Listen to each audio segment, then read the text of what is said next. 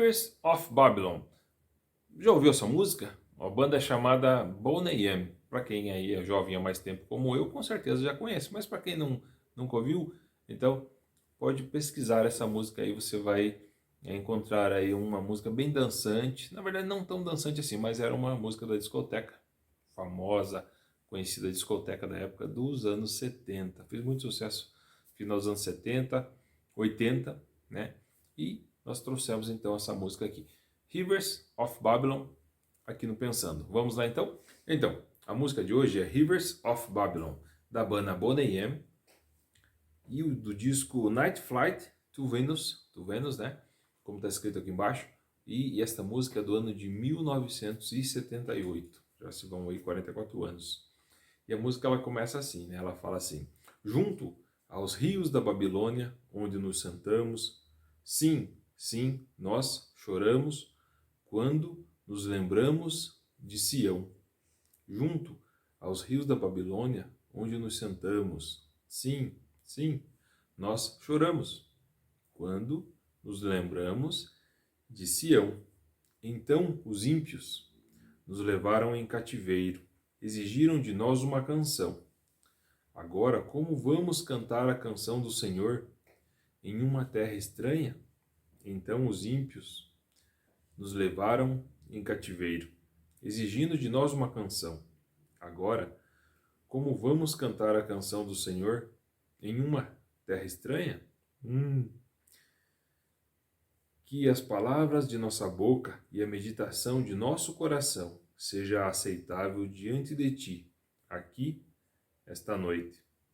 Que as palavras de nossa boca e a meditação de nosso coração seja aceitável diante de ti, aqui, esta noite. Junto aos rios da Babilônia, onde nos sentamos, sim, sim, nós choramos quando nos lembramos de Sião. Junto aos rios da Babilônia, onde nos sentamos, sim, sim, nós choramos quando nos lembramos de Sião. Junto aos rios da Babilônia, você tem lágrimas de Babilônia. Lá nos sentamos. Tínhamos que cantar uma canção. Sim, sim, nós choramos. Cantando uma canção com amor, quando nos lembramos de Zion. Junto aos rios da Babilônia, você leva a Babilônia. Lá nós sentamos, ouvimos as pessoas chorarem. Sim, sim, nós choramos. Eles precisam do poder quando nos lembramos de Sião. Tem o poder.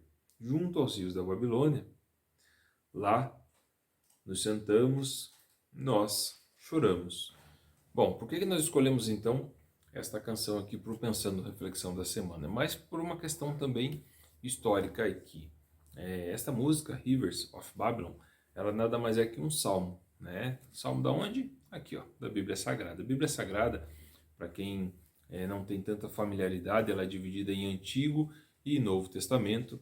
No Antigo Testamento, ela é dividida em quatro grandes partes, né? Que tem o Pentateuco, que são livros históricos. Aliás, conta a história da formação, né, do povo israelita. Tem também os livros históricos, então, primeiro o Pentateuco, depois os livros históricos. Tem os livros poéticos e os livros proféticos, né? Dentre os livros poéticos tem os Salmos, que tantas pessoas, quando estão tristes ou mesmo alegres ou mesmo querendo uma mensagem, eles vão lá e procuram uns Salmos, né? Lê uns Salmos ou mesmo um livro de Provérbios, um provérbio. E é muito reconfortante, claro, para quem tem a crença aí, né, no cristianismo. Então a Bíblia, ela tem essa subdivisão. Claro, no Novo Testamento tem muitos outros livros aí. Na Bíblia protestante a gente está falando que é um total de 66 livros, né? E esta canção, então, Rivers of Babylon, do Boney M, de 1978, nada mais é que o Salmo 137, né? 137 da Bíblia Sagrada, onde eles contam ali que eles estavam perto do rio, eles estavam sentados ao redor dos rios da Babilônia, lembrando de Sião, lembrando da terra prometida, da onde eles foram tirados cativos. E a Bíblia vai contar, né, essas partes da história, que foram cativos, ficaram muitos anos exilados, depois de algum tempo eles voltaram, então, para suas terras. E a história do povo de Israel ela é bem interessante. E, né, a gente que é cristão, que lê, que procura conhecer um pouco mais, acaba se interessando muito pelo tema. Quando a gente fala dessa canção, né, a letra, como eu já falei, ela remete então ao Salmo 137, né, que tem 9 versículos e retrata o sofrimento do povo judeu no exílio babilônico, que foi um exílio muito duro, foi um momento muito pesado, forte, triste mesmo para os israelitas. O livro de Salmos, ele com certeza é mais conhecido, talvez um dos mais lidos do Antigo ou do Antigo Testamento, até pelo aquilo que eu já falei. As pessoas sempre procuram uma mensagem, uma palavra de conforto que venha alimentar as suas almas, né? Ele é um livro bíblico dos mais usados nas liturgias, né, das comunidades e também na leitura, também na prece individual das pessoas cristãs. Provavelmente porque os leitores eles se identificam com situações vivenciadas, né, e descritas ali nos Salmos. Sempre tem uma palavra para fortalecer as pessoas. Os Salmos ele descreve os seus textos, ele tem 150 salmos. O livro de Salmos tem 150 salmos ali, então, né? E, como eu falei, formato de poesia. Ele descreve, então, as experiências mais profundas do ser humano, que são vividas de uma forma individual ou mesmo de uma forma coletiva, correto? E foram escritas ao longo de vários séculos pelos israelitas. Então, nós encontramos textos com uma multiplicidade de emoções humanas, né, retratadas de uma forma como a gente vê alguns hinos de louvor, tem também cânticos de gratidão, também em formas de oração, de lamento e ainda de súplica. Logo, nos momentos de gratidão, né, ou seja, nos momentos de gratidão, nos momentos de alegria, de vitória, de cura, entre outras coisas, as pessoas procuram um salmo, né? E salmos que brotam do íntimo do ser humano. Também orações de agradecimento e louvor, e também ainda em momentos de aflição, de desespero, sentimentos de abandono, derrota e mesmo desejo de vingança. Até porque o Salmo 137, quando a gente pega a Bíblia, né, tem essa parte aí de vingança sim. E, claro, tem todo um contexto, tem que entender todo o contexto.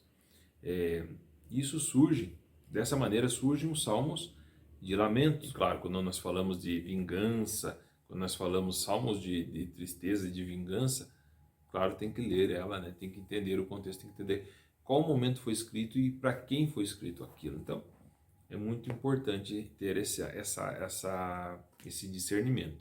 O Salmo 137 ainda, ele é caracterizado como um salmo de lamento coletivo. Por quê? Porque ele permite conhecer como a comunidade estava no exílio da Babilônia, como que eles estavam vivendo. Eles estavam vivendo longe da presença de Deus, né? E lembrando com muita saudade da terra prometida, de Sião. Só que essa lembrança ela é ofuscada pela lamentação, com uma descrição de um mal-estar, ainda daquela zombaria causada pelos opressores, né, pelos soldados, pelos babilônicos, que eles faziam em chacotas ao povo de Israel, né? E chorem de saudade de Jerusalém, né? Cantem para o seu Deus. Então tinha muito disso. Então por isso que eles falam, né? Sentamos sim e nós choramos, porque nós lembramos de Sião. O Salmo ele mostra ainda, né, que a única esperança, que a única coisa que resta ao salmista é o que? A esperança. Diante daquele desespero de dirigir-se ao Deus de Israel, a única coisa é a esperança, né? Nessa situação, sem poder controlar os seus sentimentos, ele verbaliza diante de Deus toda a sua ira, né, contra os seus inimigos e pede que Deus os castigue, desejando mal àquelas pessoas. O salmista ainda, o salmista mesmo, ele não faz justiça com as próprias mãos e nem se vinga do mal que lhe foi feito, mas ele roga a Deus que este sim lhe faça justiça e o vingue, né? Quer que Deus vingue todo o mal que os babilônicos estão fazendo para eles, para a família deles, para todo o povo, né? Permitindo que o castigo recaia sobre os maus e injustos, Ou seja, o salmista, ele apela que Deus, apela para que Deus, o Senhor da sua história, exerça o seu poderoso, né, senhorio sobre todos os outros povos, toda a sua força, toda a sua mão pesada. É isso que ele quer nesse momento. Dessa forma, salmos de vingança, ao qual pertence este salmo que nós falamos, ele ajuda a expressar a mais profunda tristeza, o desespero, o desejo de vingança diante de Deus, através de uma linguagem metafórica e hiperbólica, né? Ele aumenta tantas coisas assim, até toda a sua geração, então ele tem aquela questão da grandeza, que na verdade eles mostram que as experiências mais profundas do ser humano, eles têm o seu espaço legítimo diante de Deus e sempre encontram ouvidos abertos da parte de Deus, né? Esse salmo ainda ele permite extrair impulsos de como lidar com situações a partir da fé em Deus, né? Que a gente tem que saber, né? E não fazer justiça com as próprias mãos, mas expressar toda a sua gama de desejos de vingança e lamentos perante Ele, aguardando que Ele manifeste a sua justiça, aguardando sempre então a justiça. Esse salmo aí, então, se você ler o salmo, você vai ver que tem essa parte aí de tristeza, de não só a parte que eles estão se lamentando, mas que eles estão rogando mesmo um mal contra os seus opressores. Quando eles foram presos, cativos pelos babilônicos, aconteceram coisas horríveis, atrocidades, com mulheres, crianças, homens, e os que sobraram foram cativos para a Babilônia. E claro, a história e a Bíblia Sagrada, ela conta a história deles.